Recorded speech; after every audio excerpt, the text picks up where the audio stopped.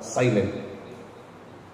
Andreas itu adalah murid yang pertama, Petrus murid kedua atau ketiga. Tetapi Petrus yang lebih bicara, lebih keras dan lebih hebat dari semua murid-murid.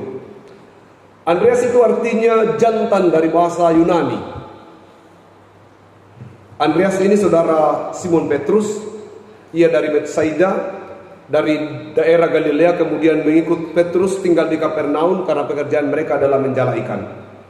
Andreas itu murid Yesus yang tidak terlalu terkenal, tidak seperti yang lain. Dia biasa-biasa saja. Tetapi dia itu murid yang pertama. Dia yang kemudian memberitakan siapa Mesias itu kepada Petrus dan kepada yang lain. Andreas itu dia membawa Simon Petrus kepada Yesus. Andreas juga yang kemudian mengambil keputusan ketika proses Yesus memberi makan 5.000 orang. Dia kemudian bertanya kepada seorang anak untuk memberikan ikannya dan rotinya. Kemudian dia juga, Andreas ini juga yang kemudian mempertemukan orang Yunani dengan Yesus. Cerita di luar dari Alkitab, sejarah perjalanan Andreas ini, dia mendirikan gereja Kristus di Bethsaidum. Sesudah di luar dari kitab suci ada namanya sejarah. Sebuah desa kecil yang kemudian menjadi Konstantinopel.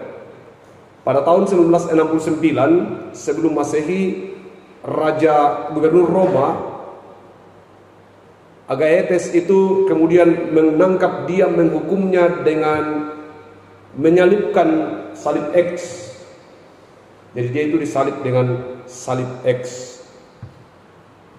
Banyak cerita bagaimana Andreas itu menderita, mengalami banyak penderitaan. Andreas pernah dilemparkan keluar kota, lalu dilempari dengan batu, tapi tak sedikit pun luka pada badannya. Andreas akhirnya mati martir di sebuah kota yang namanya Patra. Kalau kita melihat gambar bendera Skotlandia, kita akan melihat ada tanda kali di bendera itu. Tanda itu sebenarnya tanda hendak mengenang bahwa Andreas pernah ada di sana memberitakan Injil. Jadi dia disalib X, karena kayaknya salibnya dia tidak mau salibnya seperti salib Yesus. Karena dia bilang, saya tidak pantas untuk disalib begitu, saya disalib X saja. Dia masih berkhotbah selama 2 hari di atas salibnya, lalu kemudian meninggal atau mati. Tapi dikenang di sebuah bendera di Skotlandia bahwa kehadirannya di Skotlandia mengubah manusia di sana. Itu pengantar dari bacaan kita, dari renungan kita. Diam dan memberitakan Injil sangat luar biasa.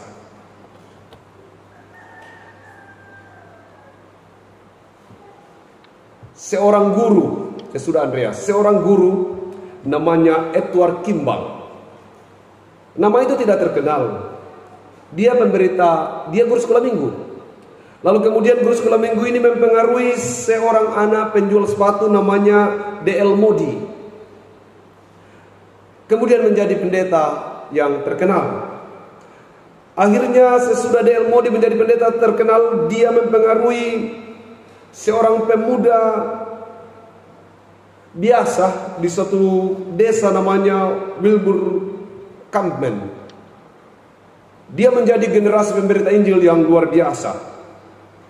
Sesudah itu Wilbur Campbell mempengaruhi seorang pemain bisbol namanya Bill Sunday, menjadi pemberita Injil dan luar biasa meledak. Bill Sunday kemudian mempengaruhi Bill Graham. Bill Graham kemudian menjadi pemberita Injil yang menobatkan jutaan orang.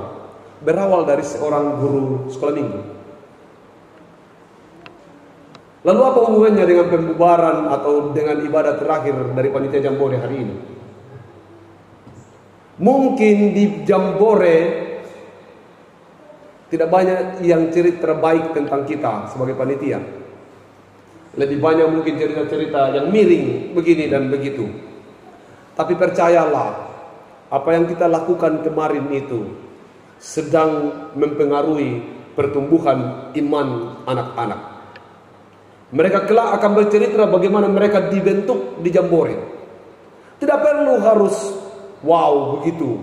Tidak perlu kemudian kita melihat apa yang kita lakukan kemarin itu besok akan mengubah hidupnya. 20 tahun yang lalu ada Jambore di sini, dan kemudian lahir Pendeta Hengki. Kemudian banyak anak-anak yang sudah menjadi berawal dari cerita perjalanan Jambore. Ada banyak yang masih dalam proses untuk terus menjadi pendeta. Ada yang kemudian menjadi polisi, ada yang kemudian menjadi tentara. Ada banyak, tapi tidakkah kita harus berkata itu karena saya? Tentu bukan itu, tapi karena di sana, di tempat itu mereka pernah dibentuk. Kita sedang menunggu bagaimana anak-anak yang pernah bermain di Jambore 2025 kelak nanti akan bercerita tentang indahnya Jambore itu. Ada banyak cerita yang bukan kita yang buat, seperti hujan yang kemudian turun agak lama. Sebagian orang berkata ini kemudian tidak sesuai dengan rencana. Tapi justru saya melihat bahwa itu rencana Tuhan. Karena kita tidak mampu membuat segala sistem untuk pembangunan karakter, untuk building karakter, maka Tuhan turunkan hujan. Hujan kemudian diperhadapkan kepada anak-anak kita. Lalu kemudian guru dan anak dibimbing untuk tetap sabar. Ya, mereka yang sudah marah-marah itu pasti gagal. Harusnya di waktu seperti itu seorang guru menyampaikan kepada anak-anaknya, ini bersabar, ayo kita hadapi masalah ini. Kita harus kuat di sini. Harusnya dalam peristiwa hujan yang tidak pernah berhenti itu, kesempatan bagi seorang guru untuk menjelaskan ke anak-anaknya, untuk membuat anak sekolah minggu mengerti bahwa hidup ini penuh tantangan. Justru kita ambil hikmahnya atau pelajarannya di situ. Untuk itu, tentu saya ulangi lagi, kita tidak perlu harus seperti Petrus. Kita cukup seperti Andreas. Yang kita lakukan kemarin itu, ceritanya sudah sampai ke anak-anak, sudah sampai ke banyak orang. Kita berharap bahwa kita yang melakukannya, meski tidak sehebat yang lain, kita yakini bahwa telah melakukan sesuatu untuk Tuhan. Seperti Andreas, diam-diam, tapi dia menjadi orang yang pertama menceritakan siapa Mesias itu. Lalu kemudian bukan itu saja, jangan berhenti pada peristiwa ketika berita firman ini sudah sampai kepada Simon dan yang lain, tetapi dia masih melanjutkannya dalam kehidupannya secara pribadi. Dia kemudian mati martir di dalam kehidupannya demi untuk pemberitaan firman itu. Ada cerita guru sekolah minggu tadi yang kemudian menghasilkan penginjil-penginjil hebat.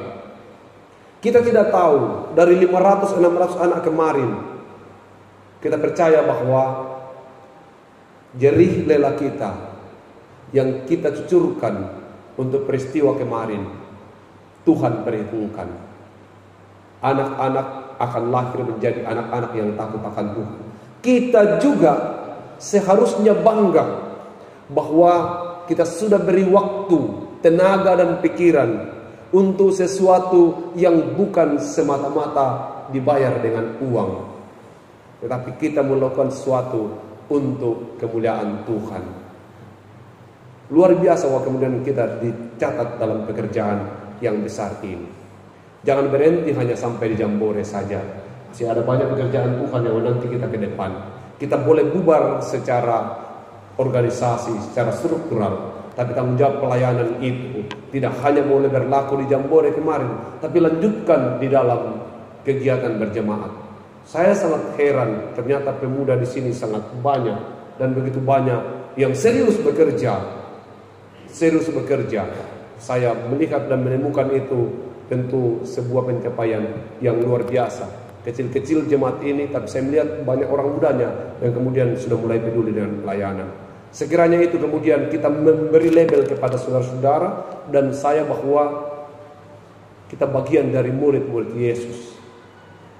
All out semua saya lihat. Biar hujan tidak kenal. Makanya saya juga semangat. Biar subuh. Saya susah sekali bangun pagi, tapi saya harus bangun pagi karena melihat semangat teman-teman dalam pelayanan. Saya harus memberi jempol dari 20 tahun yang lalu dan sekarang begitu banyak kemajuan dalam Jambore kita. Dan kemajuan itu dimulai di sini. Sejarah banyak, ada pandunya. Dulu tidak ada pandu. Ada panitia, kita makan, dulu tidak ada panitia. Memang ada banyak masalah. Tetapi jangan fokus pada masalah itu. Fokuslah pada apa yang sudah Anda berikan.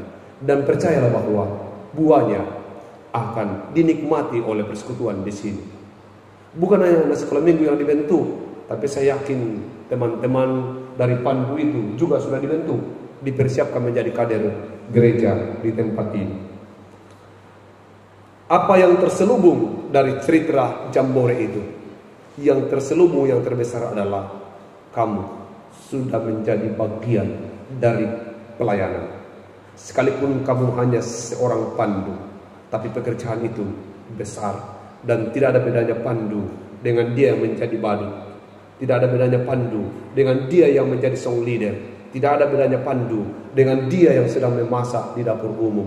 Tidak ada bedanya pandu dengan para pendamping dan kakak layan yang lain.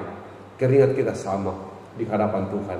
Dan percayalah bahwa Tuhan akan memberkati Bapak Ibu, teman-teman semua, dengan seluruh jerih lela itu.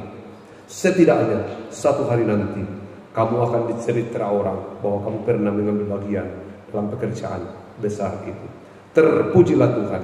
Semoga kita menjadi pemberita Injil, meski secara diam, tapi sudah sampai kepada seluruh anak-anak di kelas Kebel Raya.